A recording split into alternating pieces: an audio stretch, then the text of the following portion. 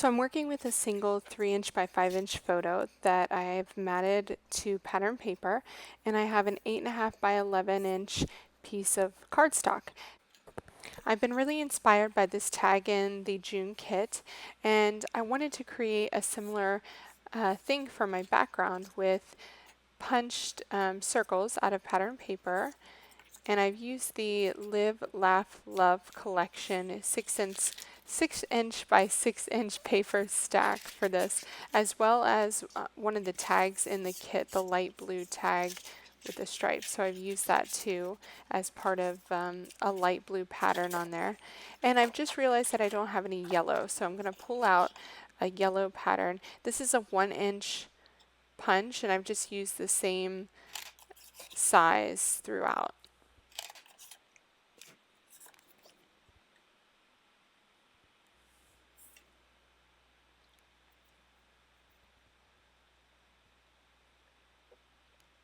So what I'm going to do is just kind of arrange my circles the way I'm going to want them to go. So then I can know where I'm going to want to put my title and my journaling.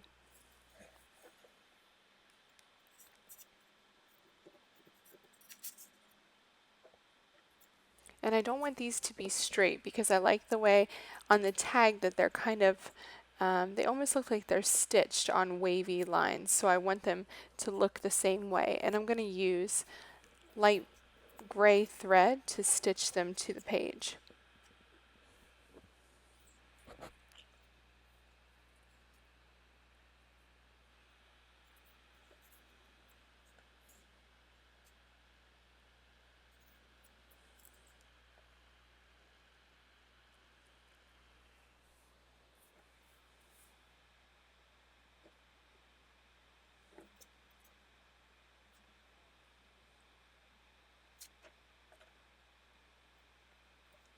Okay, so that's generally how I want them to go. 3 lines of the circles, the stitched circles.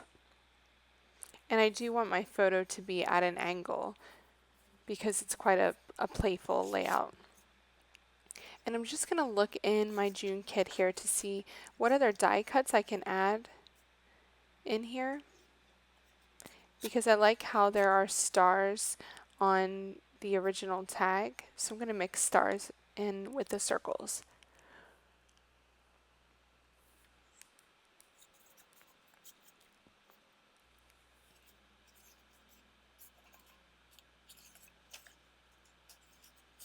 I'm also going to pull out this awesome die cut, and I'm going to add that to one of my circles here.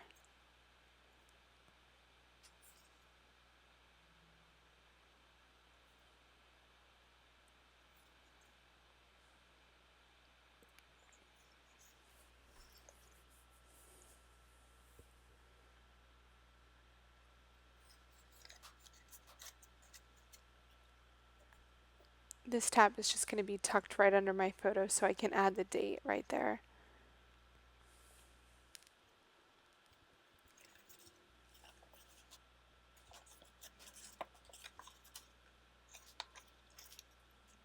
And just one more little die cut for some more solid color there at the bottom corner of my photo.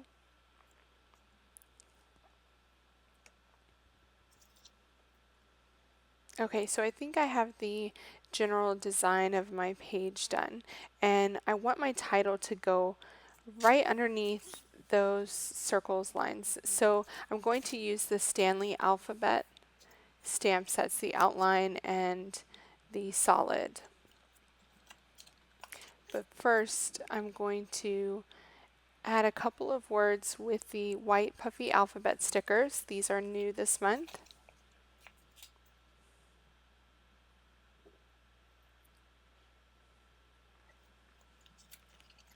And I love that the font on these is just clean and simple.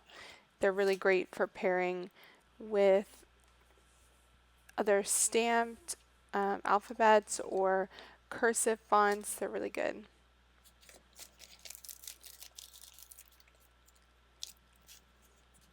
So my title is going to be To the Ball Game. because we were walking to a baseball game in this photo. So before I start stamping, I want to make sure that I stamp in a straight line. So I'm just going to make a light pencil line here just to be sure that I line up the base of the alphabet with my pencil line.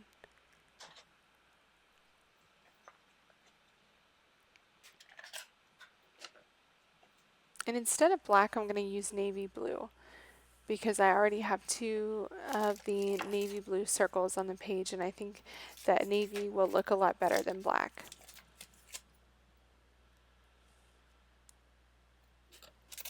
And since these stamps are brand new, I'm going to rub each one with a gum eraser just to make sure there's no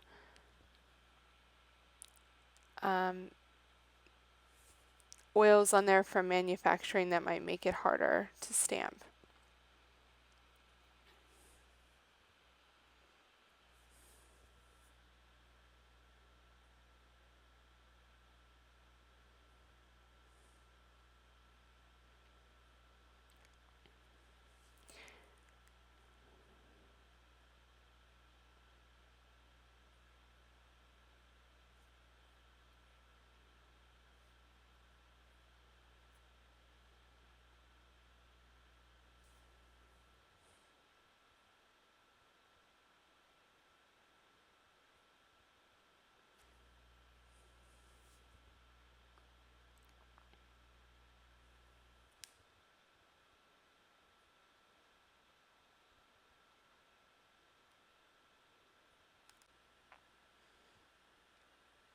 Okay, so on my last letter, you can see here that I didn't get a really great stamped image.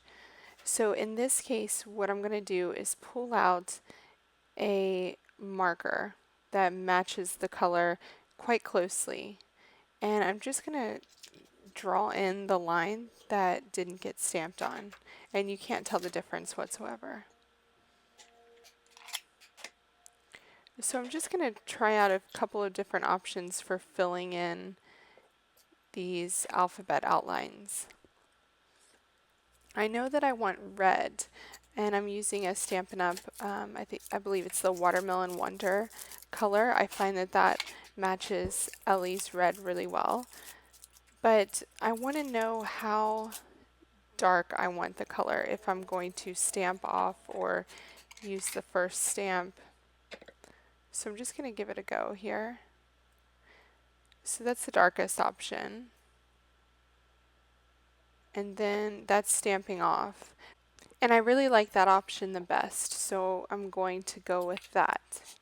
And I just have to remind myself to stamp off each time, because I've definitely been in the middle of a title and completely forgotten before and had one letter that was darker than all the rest.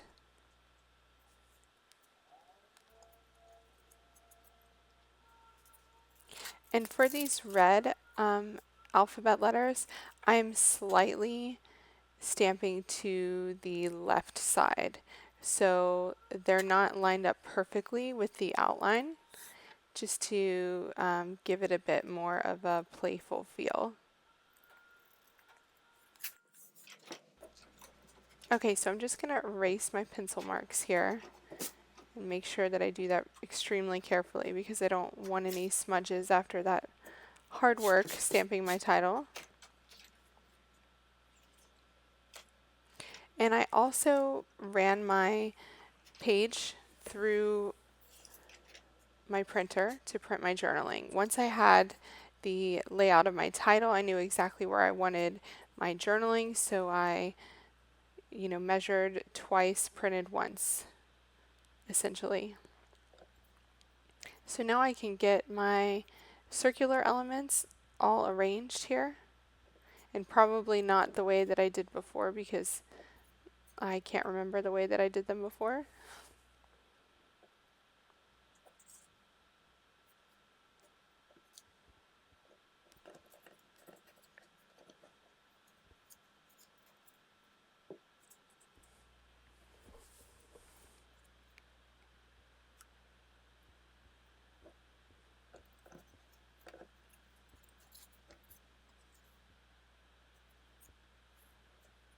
The red check this out tab is from one of the 3" by 4" tags in the kit this month, and I love the rest of it was just a grid, so I just decided that I wanted that one piece for this layout, so I just cut that out, and then I can use the grid on a different project.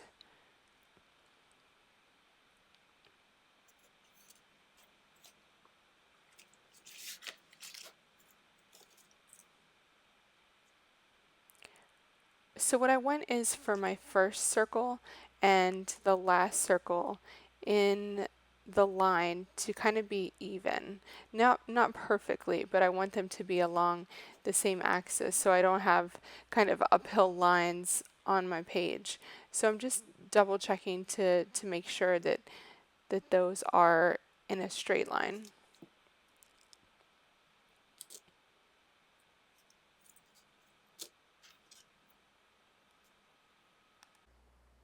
Before I run anything through my sewing machine, I always adhere it down first because I don't want things moving around when I'm trying to sew them on.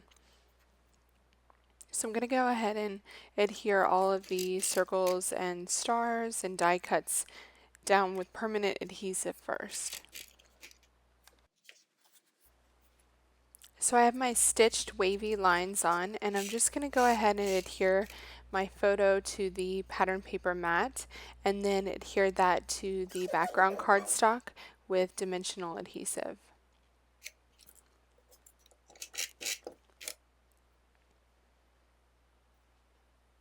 I want to tuck these little tabs in here underneath the photo. But before I do that, I want to stamp the date on the tab. It's much easier to stamp before it's adhered to the photo and popped up with dimensional adhesive.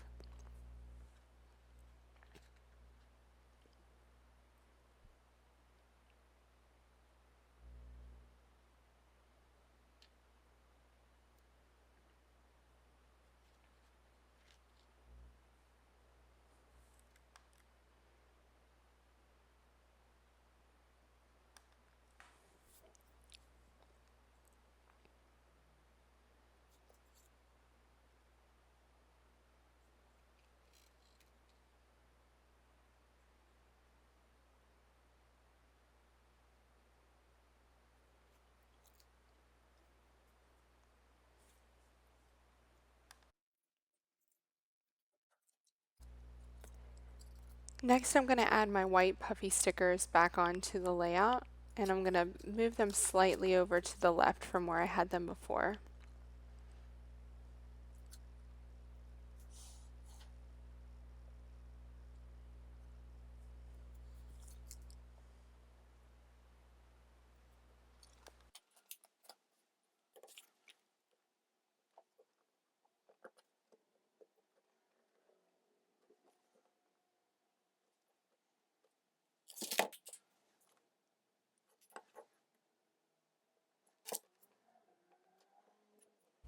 And as you can see, I always double check my measurements and placements just to make sure everything's straight, especially with those wonky lines above. It makes it really hard to tell what's straight and what isn't. So I kind of feel like this red tab is hanging out all by itself at the top of the layout, and it really needs something to ground it to the page. So I'm just looking around to see what else I can add.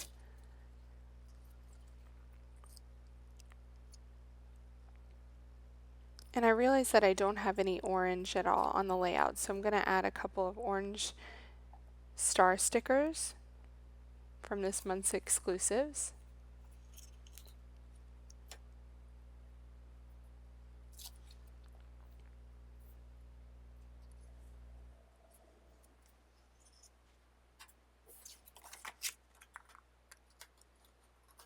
And I'll go ahead and cut off these little circle bits from the edges.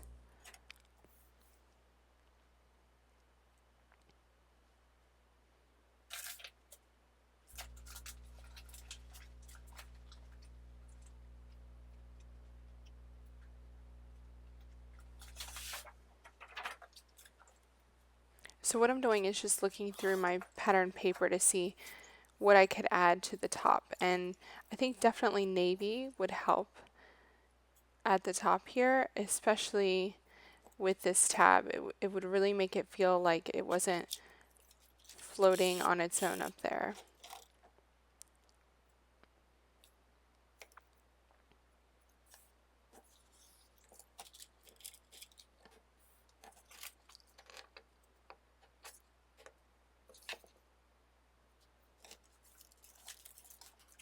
I don't know if you've ever done this, but new stamps are really sticky and they stick to pictures extremely well, so beware. So that feels really balanced to me. Now that I have that bold navy line at the top, I feel like it balances with the quite heavy title at the bottom, at the base. So that really feels balanced to me. I'm just seeing if I can fit in this month's stamp anywhere, and I feel like if I added the stamp, it would feel really off balance to me.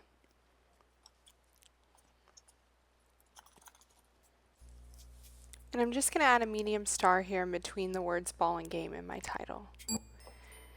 So the only other thing that I added were the star sequins from the spring sequins in last month's exclusives. And I really love this layout. It just goes to show you that you can not only use the tags from the kit to create your layouts, but to also inspire your layouts. You can find all of the products I use here via the affiliate links in my video description. Thanks so much and happy creating!